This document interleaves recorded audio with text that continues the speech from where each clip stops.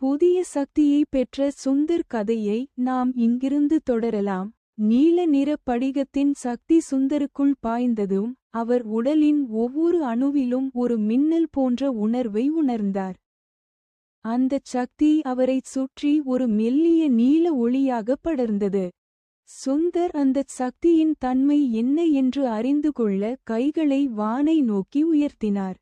அவர் காலடியில் இருந்த சிறிய இலைகள் தரையில் இருந்து மேலே எழும்பி காற்றில் மிதக்க ஆரம்பித்தன. அவரால் இயற்கையின் சக்தியை கட்டுப்படுத்த முடிந்தது. இந்தக் காடு இந்த படிகத்தை பாதுகாக்கும் பழங்கால ரகசியங்களைச் சுமந்து நிற்பதை சுந்தர் புரிந்து கொண்டார். சன்னதியில் உள்ள ஒரு பாறையில் மறைந்திருந்த எழுத்துக்கள் இப்போது நீல ஒளியில் தெளிவாகத் தெரிந்தன. அந்த எழுத்துக்கள் ஆண்டின் ஒரு குறிப்பிட்ட நாளில் தீய சக்தி ஒன்று இந்த படிகத்தின் சக்தியை திருட வரும். நீயே காட்டின் புதிய காவலன். இந்த படிகத்தையும் காட்டின் சமநிலையையும் காப்பதே உனது பொறுப்பு என்று குறிப்பிட்டிருந்தன.